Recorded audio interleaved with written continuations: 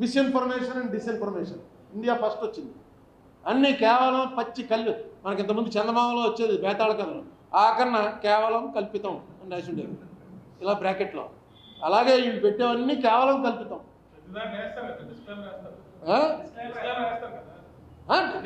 Disclaimer మనం అన్నీ ఎవడ చూస్తాడు. ఇలా పట్టింది. ఇప్పుడు ఇందాక అడిగారుగా గాంధీ గారు ఇలాంటి కదండి అలాంటి కదండి అని. ఏమంటే వరుస పెట్టి ఇప్పుడు మన రాజమండ్రి పెద్ద మసీద్ దగ్గర వేణుగోపాల స్వామి గుడి ఉంది. వాళ్ళు ఇంకా ఆధారాలు ఎతకాలి. మీరు బయటకు వెళ్ళి చూడండి, 2 ద్వారపాలకులు ఉంటారు.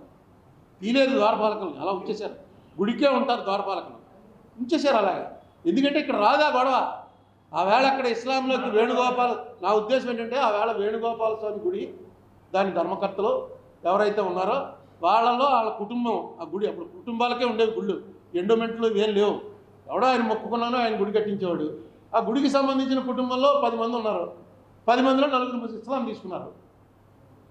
తీసుకున్న తర్వాత ఏం చేద్దామంటే మేము ఇక్కడ పక్కన మసీదు కట్టుకుంటాం అన్నారు. ఇవన్నీ రక్తపాతంతో ఏర్పడినవి కాదు, ఒక డివిజను. అలాగే ఇప్పుడు క్రిస్టియన్స్ ఉన్నారు.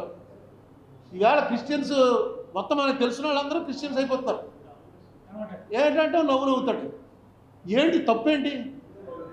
అతనికి ఏదో నమ్మకం కుదిరింది. దేవుడు అనేది ఒక విశ్వాసం, ఒక నమ్మకం. అతనికి ఏదో నమ్మకం కుదిరింది. అందరూ క్రిస్టియన్స్ అయిపోతారండి, అందరూ క్రిస్టియన్స్ అయిపోతారండి. యూనిఫామ్ సెవెన్ కూడా అది బ్లండరు.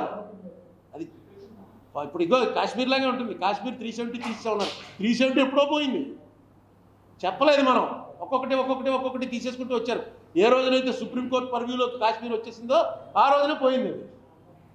కానీ చెప్పలేదు. అక్కడ వాళ్ళు కూడా పరిపాలకులతో మాట్లాడుకున్నారు, ఇగో బాబు ఇది తీసేస్తున్నాం అని. ఈవేళ 370 అన్నది తీసేసాం. ఈవేళకి కూడా 4 జిల్లాల్లో వాట్సాప్ కానీ వైఫై కానీ లేవు. 4 జిల్లాల్లో ఇంటికో ఒక మిలిటరీ వాడు ఉన్నాడు. ఆ 4 జిల్లాల వైపు వాడు వెళ్ళడానికి లేదు. పూర్వం మామూలుగా పాకిస్తాన్ ఆక్యుపైడ్ కాశ్మీర్కి ఇక్కడికి ఏముండేది కాదు. అటే వెళ్ళేవాడు, ఇటే వస్తుండేవాడు.